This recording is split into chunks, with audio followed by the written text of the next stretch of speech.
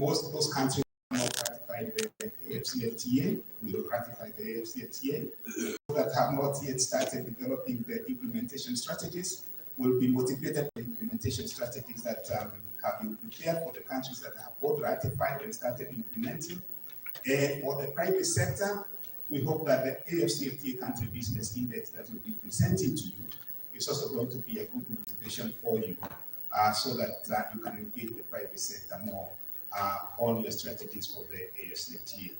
Thank you very much, Chair, and I'm happy to answer any questions. Thank you.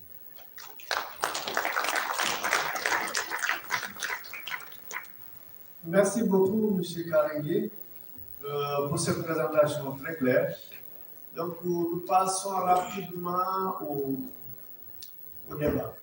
Le débat est ouvert. Donc, la règle, on passe aux États membres en présentiel puis en ligne. Après, on invite les observateurs à prendre la parole si nécessaire. On m'en fait également écho que beaucoup de commentaires sont envoyés.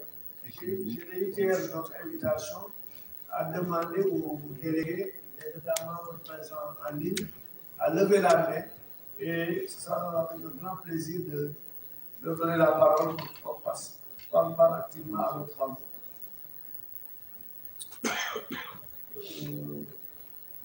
Quel délégué dans la salle souhaiterait intervenir à l'issue de la présentation?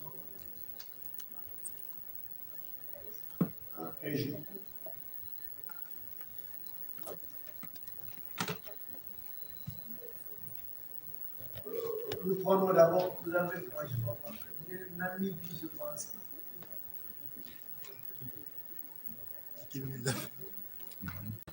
Oui, je prends une photo.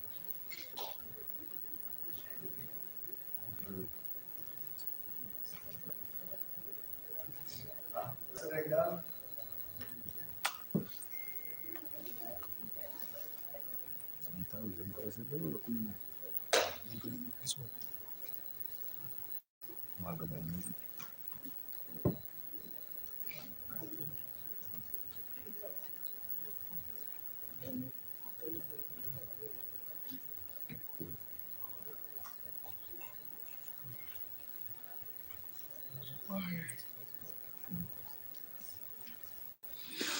À l'instant, donc, la première journée du 11 au 17, donc, des COM, le COM, donc, atteindre de nouveaux horizons, financement, donc, de la relance de l'Afrique. Présentement, tous les pays africains donc, réunis au niveau donc, de la Commission économique pour l'Afrique sont ici, donc, par le biais donc, des nations qui sont concernées.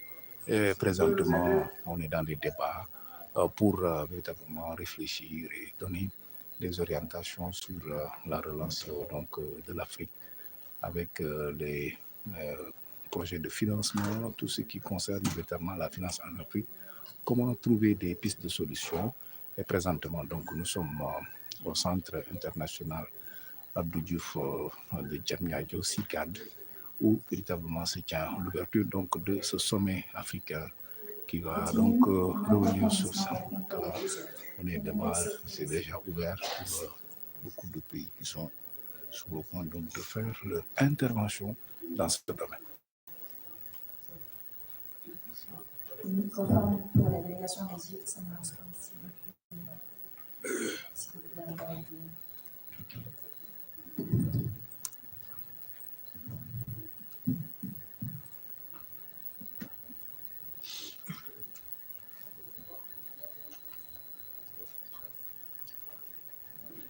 Merci. Thank you, Chairperson, for giving me the floor. First of all, I would like to congratulate you for your comprehensive presentation for the report, and I wish a fruitful discussion during our meeting. I think we consider the current dispute between Ukraine and Russia as a turning point for African economy. Since the war at hand has affected the price of all the commodity, strategic commodity for Africa and metals, including wheat, maize, petroleum, oil, and so on. The African economy, I think they are rich by their resource. All we need to mobilize this resource. And I think this is a time to think about African common market or pan-African commodity stock of exchange, our commodity, our metals. And I think this stock, it will be help the African country to unify their vote in the market, international market, and begin to be a price maker, not always price taker. So I think this is maybe it's a good opportunity for UNICA to think about the possibility of making this proposal, to study it and see how can it could be as a main needs for African country. Thank you. Merci beaucoup, madame. Nous passons la parole au délégué de la Namibie.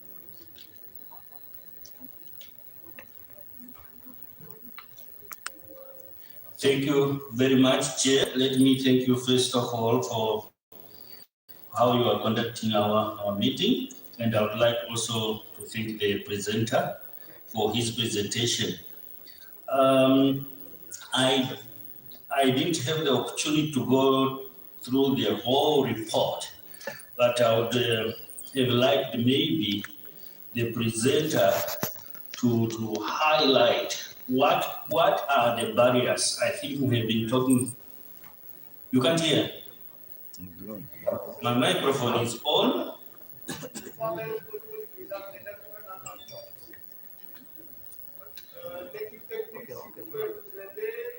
Le délégué de la Namibie, son micro est allumé, mais apparemment au niveau de l'interprétation, il y a un petit souci. On n'entend pas.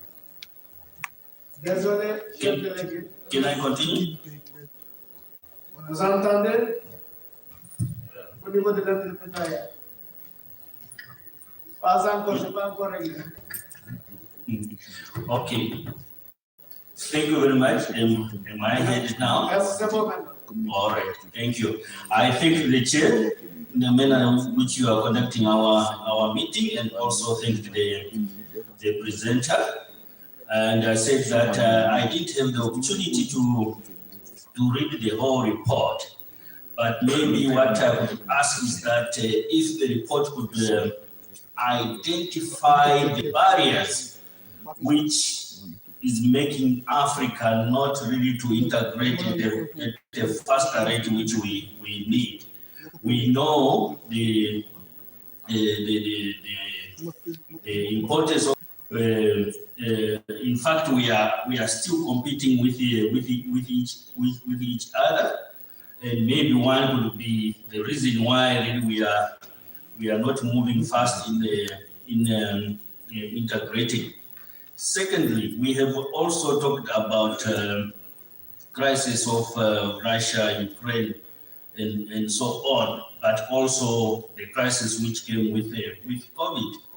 Up to now, I'm not quite sure whether Africa has come together and say, why can't we identify even one country where we can pool our resources and invest maybe in a vaccine or something else, or research which will be able to help us in the future. I think without really identifying what makes us to draw back, we'll talk about this issue year in, year out, up to our next generation, and will not make really much progress. Those are my few contributions, Chair. Thank you. Merci beaucoup. Nous passons la parole au délégué du Burkina Faso. Burkina Faso. Merci bien, Monsieur le Président, et merci effectivement aux communicateurs. Alors, j'ai bien apprécié le rapport, surtout dans son volet intégration sécuritaire. Vous rappelez que le printemps du le Sénégal était revenu en fait sur cet aspect. Il faut véritablement dire que certainement on dirait que beaucoup de choses sont faites, mais véritablement à notre niveau, nous pensons qu'il en faut plus, il en faut davantage. Et qui connaît cette région, cette sous-région, devait savoir que si nous continuons effectivement à évoluer de la sorte, nous ne serons pas surpris véritablement par les conséquences que nous connaissons déjà. C'est vrai, mon pays souffre de cette situation que chacun connaît. Mais j'avoue honnêtement que nous devons encore réfléchir pour que cette population puisse voir soulager effectivement de tous les préjudices encourus. Alors, je revenais un peu sur la question d'intégration pour ce qui est des organes ou des initiatives qui sont là. On en a plus d'une dizaine encore. Mais on a l'impression véritablement qu'il y a plutôt l'accent sur la CIA nous a véritablement suggéré aujourd'hui, au vu des avantages que nous pouvons effectivement encourir par rapport à la mise en place de cette initiative africaine, que les uns et les autres maintenant se décident de façon volontaire, parce que nous avons l'impression que tout est une question de volonté politique. Et cette volonté politique, nous ne croyons pas que ce soit suffisamment affiché. Parce qu'on nous dit, la première communication du président sortant qu'aujourd'hui, on a encore des États qui n'ont pas adhéré à l'organisation. Alors, je n'ai pas véritablement vu les causes réelles. Je voulais juste que la CIA revienne là-dessus pour encore convaincre les uns et les autres que nous avons intérêt à y aller. Intérêt à y aller parce que les organisations sous-régionales, quand bien même feront effectivement, j'allais dire, le nécessaire si sur le continent africain nous ne sentons pas cette unité-là. Je ne crois pas que nous allons effectivement évoluer face aux autres États. Et aujourd'hui, nous sentons véritablement que l'Afrique peine pour un développement à mener à cause de cela.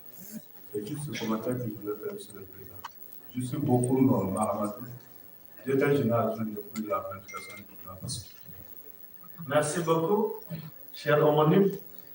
Nous passons la parole au délégué du gouvernement. Merci, Monsieur le Président. Je m'appelle Eustache Rakonli, directeur général adjoint du financement du développement au Bénin. Je voudrais joindre ma voix à celle de ceux qui m'ont précédé pour dire merci aux communicateurs. Je pense que l'intégration est très importante pour les économies fragiles. De mon point de vue, le problème de l'intégration régionale n'est pas tant l'absence de politiques et de stratégies, mais plutôt le non-respect et la mise en œuvre inefficace de ces stratégies-là. Je pense que pour y arriver, il va falloir intensifier le dialogue entre les pays. Comme l'a dit le représentant de Namibie, avec la pandémie Covid-19, ce doit être une opportunité pour les pays africains de renforcer leur intégration régionale dans le cadre du commerce et d'autres aspects. Donc voilà le commentaire que je voulais faire. Merci beaucoup. Merci beaucoup. Passons la parole au délégué du Sénégal. Merci, le directeur général. Merci, M. Karimi, pour votre communication. Là, véritablement, ce que nous avons relevé dans la communication, c'était la faiblesse des échanges interafricains.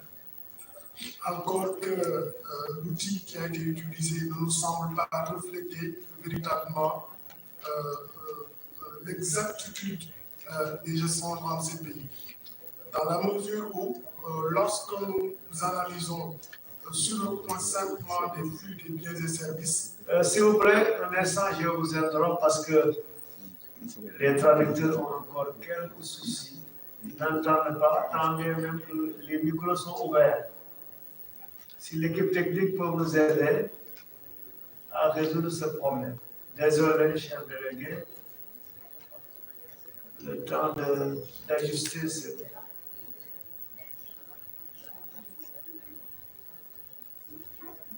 Oui. Ok, merci. Un instant, on vérifie. C'est bon?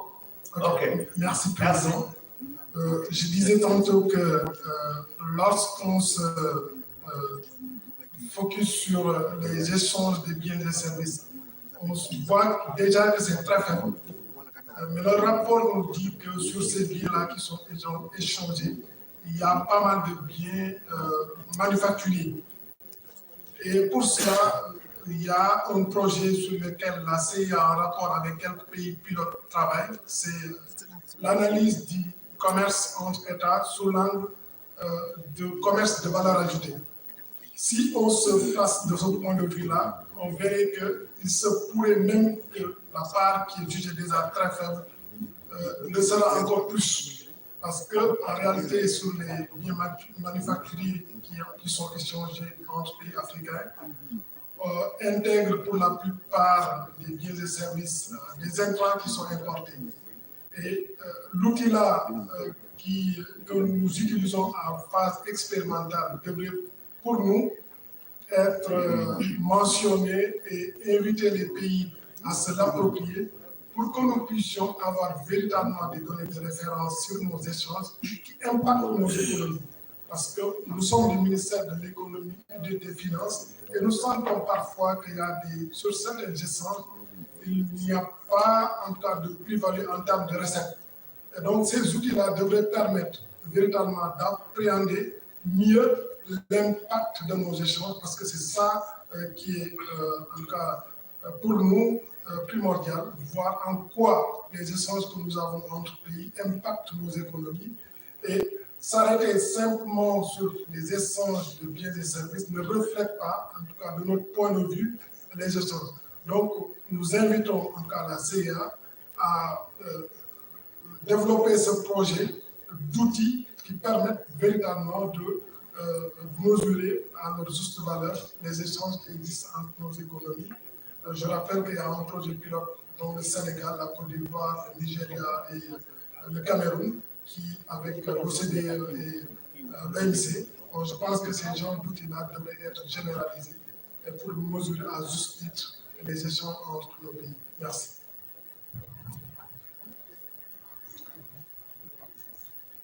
Merci pour ces remarques dans la méthodologie.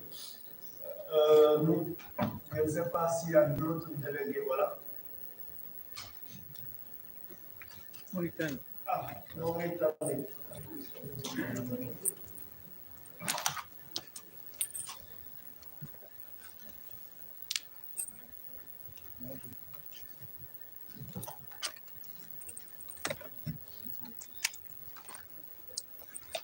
السلام عليكم. البداية أشكر الحكومة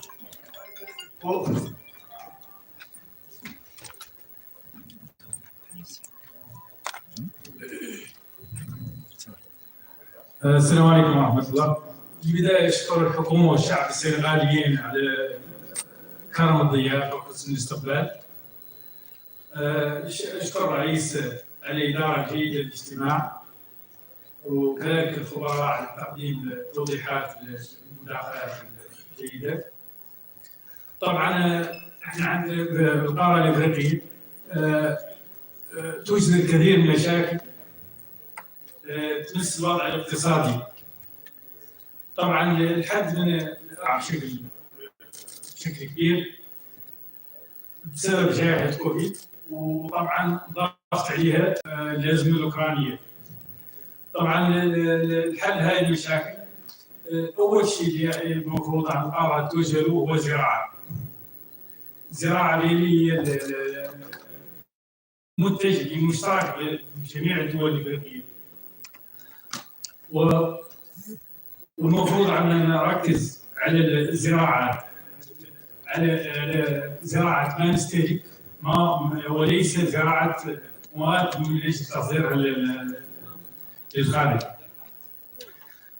طبعا الاساسي هي تثبيت المزارعين القرويين خاصه بذاتهم قراهم،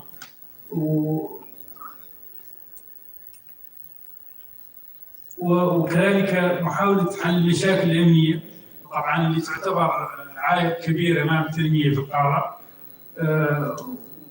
ما يترتب عليه من هدر المال العمومي، هدر الموارد لانها تتجه وكذلك رفع مستوى التبادل بين دول القاره، التبادل البيني بين الدول طبعا ما يترتب عليه بنى تحتيه طرقيه وامن. في النهايه ندعو الفاعلين في المجال الزراعي لزياره بلدي، لان في عندنا نجد الاطلاع على الفرص الكبيره المتاحه في المجال الزراعي بما في ذلك الاراضي الزراعيه الخصبه، والحمد لله نعمه الامن والمياه العذبه واليد العامله الرخيصه، وكذلك في السنوات الاخيره قيمه باصلاحات في مجال مدونه الاستثمار اللي ستؤدي طبعا للمستثمرين منهم في حاله اتوا الى بريطانيا ان شاء الله سيجدون المجال مناسب للاستثمارات. السلام عليكم ورحمه الله. Merci beaucoup. Nous passons la parole au Botswana.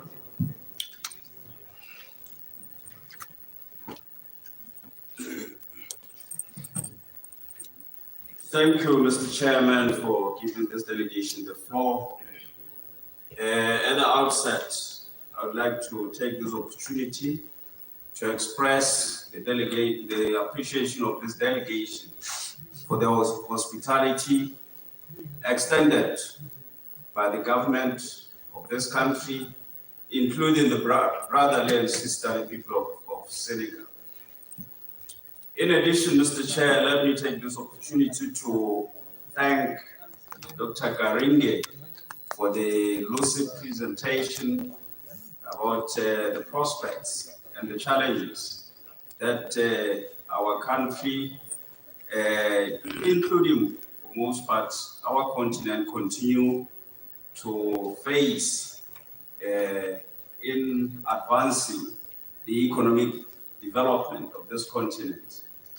And of course, indeed, one of the tools that we can put in place to alleviate the challenges of economic development in this continent is, among others, the African Continental Free Trade Area. But among the challenges that some of the countries are facing, in ratifying, of course, including in implementation of the African Continental Free Trade Area, is the protocols on rules of origin. I think if we could overcome some of these challenges, including amongst the rules of origin, will go a long way, in our efforts to implement the African Continental Free Trade Area. So my question is, at the present moment, does the United Nations Economic Commission for Africa have in place any strategies to assist some of the members of African countries to overcome these challenges, including amongst those in relation to the rules of origin? I thank you, Mr. Chair.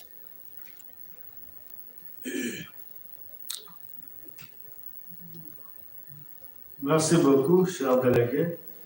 Dans la salle, il n'y a pas un autre délégué qui souhaite intervenir. Sinon, nous passons à Ouverture. Je pense qu'un délégué du Maroc qui est en virtuel souhaiterait prendre la parole. Le Maroc, vous avez la parole.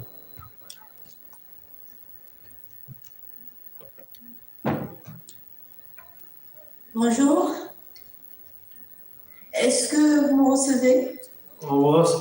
au bonsoir.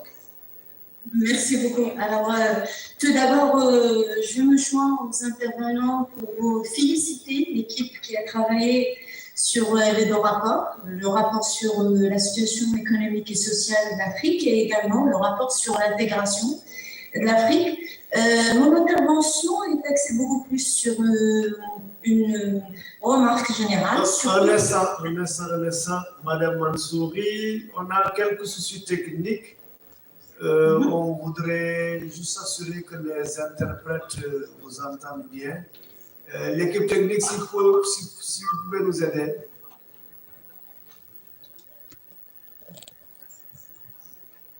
C'est bon, les interprètes? Monsieur Mansour, Madame Mansouri, vous pouvez parler. On va tester. Vous pouvez continuer. Madame Mansouri.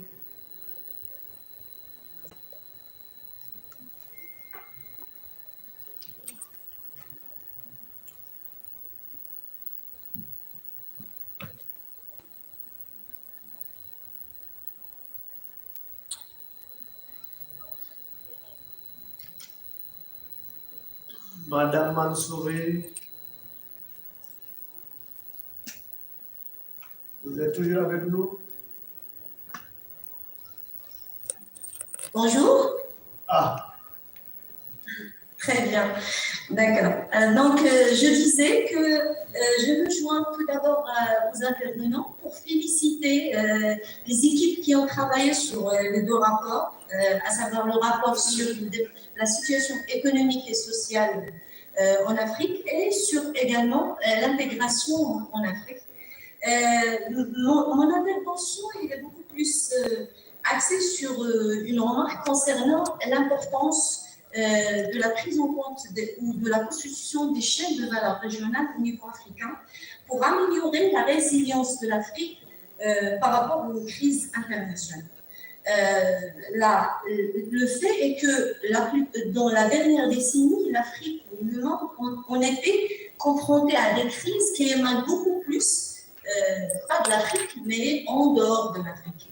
Et malheureusement, on a subi avec ampleur les effets de ces crises.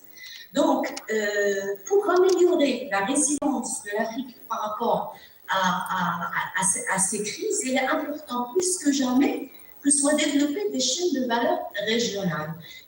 L'intégration entre pays africains, elle est importante, mais la question de développement des chaînes de valeur régionales, elle est également plus importante, plus que jamais. Pourquoi? Parce que si on évoque, par exemple, des pays de l'Asie, qui maintenant concentre à peu près 46% du commerce mondial, alors que l'Afrique ne représente que près de moins de 3% du commerce mondial, on voit très bien que l'Afrique, il subit avec acuité toutes les crises qui émanent en dehors de l'Afrique et que son poids au niveau mondial, au niveau du commerce mondial, n'est pas aussi important. Donc, comment l'Asie a-t-il pu développer son poids et a-t-il également pu développer sa résilience dans ce contexte-là? Je mentionne seulement que pour le cas de l'inflation pour l'année 2022, le FMI ne prévoit qu'un taux de 3-4% de l'inflation pour l'Asie. C'est un taux qui reste des plus faibles par rapport aux différentes zones. Et donc, comment l'Asie a-t-il développé donc cette capacité de résilience? C'est également en améliorant et en soutenant un peu les chaînes de valeur régionales. Les chaînes de valeur régionales, c'est une chose où elle est d'une importance capitale. Il y a des réelles opportunités en Afrique pour le faire. Il y a des opportunités au niveau des industries agroalimentaires, ou des industries pharmaceutiques. Donc, la question de ce développement de ces chaînes de valeur, elle est également à prendre en compte avec importance pour développer l'intégration et également pour améliorer la résilience de l'Afrique par rapport aux crises qui émanent en dehors de l'Afrique. Voilà, et je vous remercie.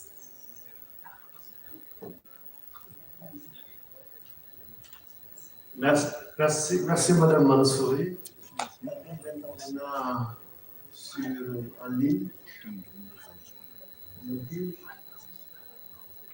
Merci. On nous informe qu'il n'y a pas d'autres intervenants. Je souhaiterais donner la parole si les observateurs souhaitent intervenir. Je vois une main au fond de la salle.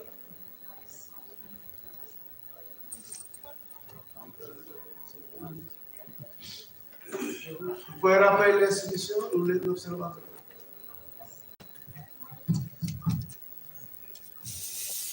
Merci. Okay. Merci, Monsieur le Président. Donc, je me présente, professeur Nabil Jden, de l'UNCG Maroc. Donc, bonjour tout le monde. Je tiens tout d'abord à remercier la CEA et le gouvernement sénégalais pour cette invitation, les féliciter pour la qualité de l'organisation, féliciter les panélistes pour la qualité de présentation de rapport. Concernant mon intervention, on parle d'intégration. On sait très bien que c'est un sujet très important pour l'Afrique. La crise Covid nous a montré à quel point il est nécessaire de mutualiser les ressources et de faire face aux problèmes ensemble. C'est très important. Plusieurs rapports ont déjà signalé les avantages, les défis de l'intégration en Afrique. L'ASLECAF, c'était un progrès énorme. C'est également un message fort au reste du monde, mais également à nous, Africaines et Africains, à nous jeunes, de notre volonté de réaliser l'intégration. L'ASLECAF à 25%, c'est très important, mais vous l'avez dit, monsieur le directeur, ce n'est pas du tout suffisant. Moi, j'aimerais bien mettre le point sur un point aussi important, l'intégration des autres domaines, l'intégration financière, l'intégration monétaire. Et pour cela, je rappelle, comme vous le savez tous, que les crypto-monnaies sont en train de faire des ravages au niveau international, très volatiles, très instables, mais également très utiles peut-être pour l'intégration. Un certain nombre de pays africains ont déjà lancé des réflexions sur la possibilité d'adopter des crypto-monnaies ou des banques numériques, des monnaies numériques de banque centrale. D'autres pays africains l'ont déjà même accepté comme monnaie nationale. Et puisque la nature n'aime pas le vide, moi j'aimerais bien faire une recommandation, c'est de lancer une réflexion pour la création d'une monnaie numérique commune au niveau africain. Monnaie numérique commune de banque centrale africaine. Pourquoi? Parce que je parle bien, je précise qu'il s'agit bien d'une monnaie commune et non unique. Pourquoi? Pour éviter tous les problèmes de convergence, problèmes de corrélation des cycles, etc. Mais je crois que c'est nécessaire pour, si chaque pays africain fait chevalier seul et choisisse de lancer sa propre monnaie, c'est très coûteux. Et je ne crois pas qu'on a pour pas mal la taille nécessaire pour le faire. Donc c'est pour cela qu'il est nécessaire peut-être de le faire au niveau africain. Et ça va être vraiment un vrai soutien à la ZLECA. Parce que le processus, je le rappelle encore une fois, le processus d'intégration, c'est un processus graduel, certes, mais il est aussi parallèle. On peut lancer plusieurs types d'intégration en même temps. Merci, Monsieur le Président. Merci, professeur.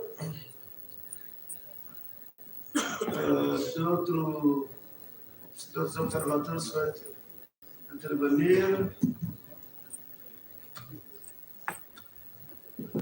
Donc, nous remettons directement la parole à M. Karindi pour faire suite aux commentaires et aux observations qui ont été formulées par les différents délégués. Thank you very much, Chair. And let me also thank the distinguished delegates that have raised very pertinent questions. It will take us another presentation to go into details, the questions that were raised. But what I'll try to do is, hopefully in answering one, I'll answer another one. So if I take the case of Egypt. So essentially, there was a recommendation that we go towards a common commodity exchange. I think that's something that, of course, makes a lot of economic sense, including the efficiency question. But from the Secretariat point of view, what I would want to mention is that 2 days ago, we issued a press release on the Africa Trade Exchange, which is a collaboration between the ECA, African Bank, and the AFCFTA Secretariat. And essentially what the Africa Trade Exchange is doing is, in fighting the Ukraine crisis, we are asking the question, are there countries in Africa that today produce fertilizers? A case in point. Then we find that Morocco does, Nigeria does, Kenya does. We also find that a lot of the ingredients that go to fertilizer production also exist in large quantities within the continent. For instance, the example of potash in Namibia. And so today, many African countries are facing the challenge of very high prices when they go to the commodity houses looking for fertilizer because of the shock that is created by the Ukraine crisis. And so we are saying, why don't we have all the African countries that want to import fertilizer, or that need fertilizer for that matter, they aggregate their order book, just like we did under the African Medical Supplies platform. They aggregate their order book, and then they go to the African countries that are producing fertilizer and say, can you please offer us fertilizer at competitive prices, given this huge order book? So we believe that this would be a step towards addressing the challenge that you raise about the exposure and the vulnerability that African economies face whenever there is a commodity shock. This is one. But I think your proposal, which is a much more deeper solution to this, is something, of course, the Secretariat can look at. But I wanted to respond to this question because it also came up from Cote d'Ivoire earlier, and I wanted to respond to this. Now, Namibia does actually ask us whether we have identified the barriers why we are not integrating fast. Our report does talk about the infrastructure gaps. We talk about the issue of financing of this infrastructure. These are some of the things that are holding back the move of deeper integration. There are still policy issues. Botswana has raised a very interesting point about the rules of origin.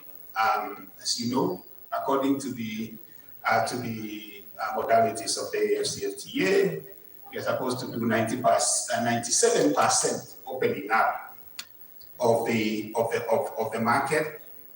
But the rules of origin that have actually been agreed today, they are not yet up to 97%. They don't cover up to 97%. So this is a policy issue. This is a policy issue, which of course does actually hold back the space at which we integrate.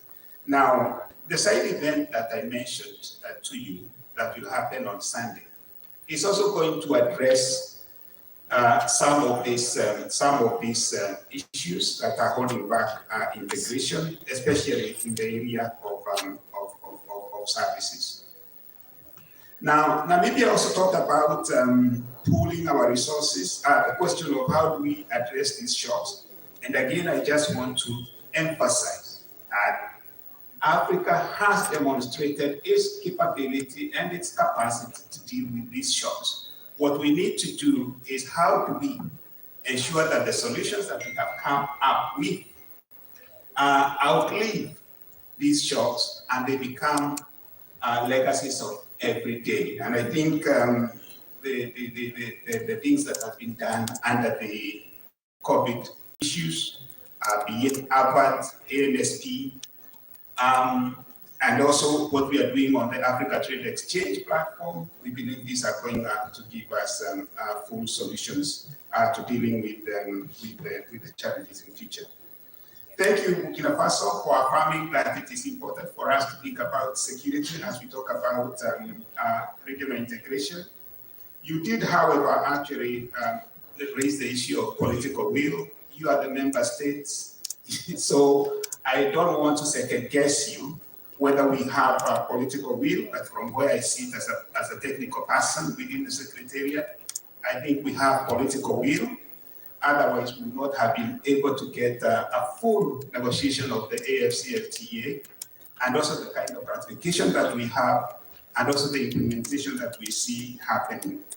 Obviously, the Secretariat will continue to work more on advancing the work, and where, of course, you believe as member states there is an issue of political will, we believe the dialogues between yourselves can help resolve that. And I think that's what Bernard was saying. You talked about the dialogue between countries, and I think that addresses the question of political will. And I think you did probably have talked about this issue in the context of the AFCFTA because of the issue between Benin has not yet ratified the AFCFTA. You continue with the dialogue on this issue of the AFCFTA. It's also linked to the question of the rules of origin that was raised by Botswana.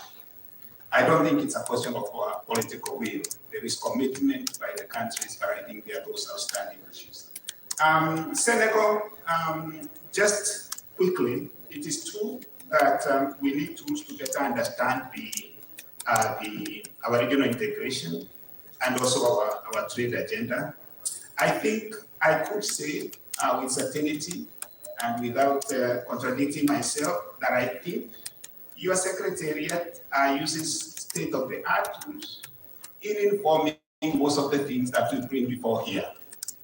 However, the challenge we have is that we need each and every country data to be accessible for the utilization of those tools. Just to give you an example, if you want to understand the question you raised, Senegal, about goods and services, there is a database we call Trade in Value Added.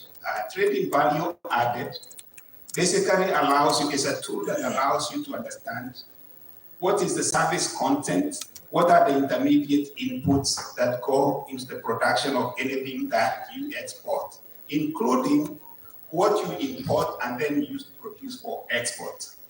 Now, very few African countries have a trade in value added database.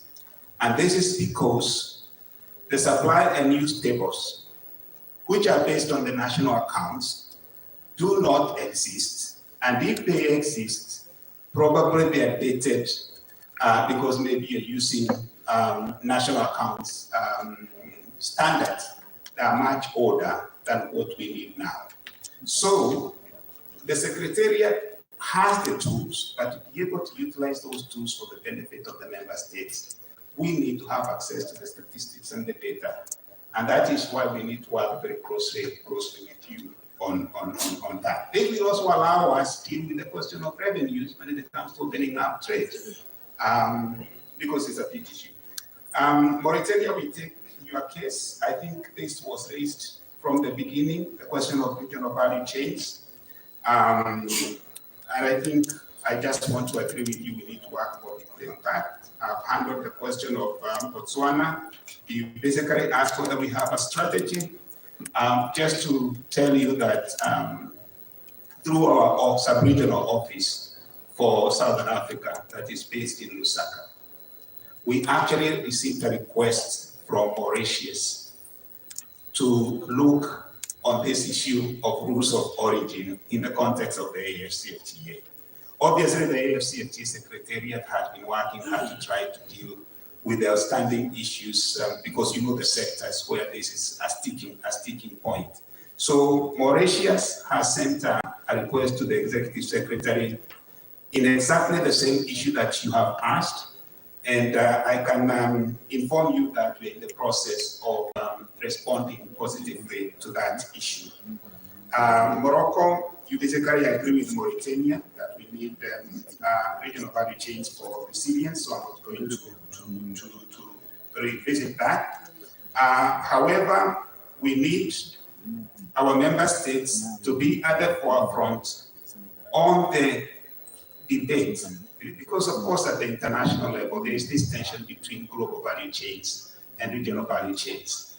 Everybody is saying if you shorten the regional supply chains, it means you are going to introduce inefficiencies in the performance of our economies, especially the global economy. But what we have seen is that if we put efficiency ahead of resilience, it's us Africans who are suffering. So as we debate at the global level on this question, I would want to believe that the member states will articulate why they believe that the regional value chains are critical for resilience, because they also come at a cost of economic efficiency.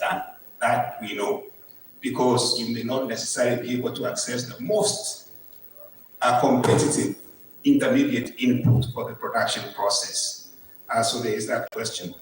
And finally, the professor from Morocco, the issue of payment systems at the moment is being handled under the Pan-African Payment and Settlement System that was launched by the Afrique Bank and the AFCFTA Secretariat. But essentially, you are saying, even for the PAPs to work, we probably need to think of the central bank digital currencies, and you're asking for a continental one. I think I'll leave that to the DES maybe to want to talk about that from a monetary policy point of view, a macro policy point of view. But your point is well taken, that integration cannot happen properly without a good payment system. And there are intermediate solutions that have been proposed in the context of the AFCFTA, including the Africa Trade Exchange Platform that I mentioned when I responded to Egypt. It's going to be linked to the Pan-African Payment and Settlement System, such that we don't need the dollar or the euro to trade. We can do it with our currencies and have a clearing at the end of the day in our domestic currencies. So, Chair, I will stop here, and thank you very much. Merci, M. Karengi, pour la présentation ainsi que les réponses apportées aux différents commentaires et observations.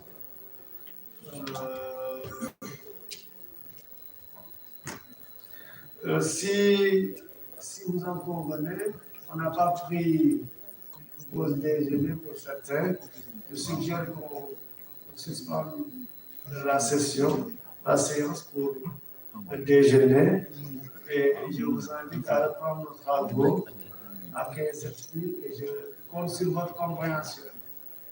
Merci encore une fois à toutes et à tous d'avoir bien dû prendre part à nos travaux. Et je vous souhaite bon appétit. Maintenant, qui va vous donner les lieux pour la pause déjeuner. Merci, Monsieur le Président. Donc, le lieu, c'est important pour qu'on puisse prendre un déjeuner. Donc, le déjeuner serait généreusement, en fait. Merci beaucoup, Monsieur le Président, au gouvernement sénégalais. Le déjeuner sera généreusement fait par l'État hôte, par le Sénégal. Et ce serait au restaurant qui s'appelle Savane, juste à côté de la zone d'enregistrement où vous avez passé ce matin. So the lunch is generously offered by the host country. Thank you very much to Senegal. It's taking place at a place called Savane, close to the registration area where you passed through this morning. And Asha will escort you to that area.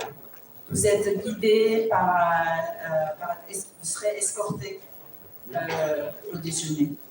Donc, vous sortez de la salle et il faut sortir du bâtiment. Merci beaucoup. Bon appétit à tous. Merci.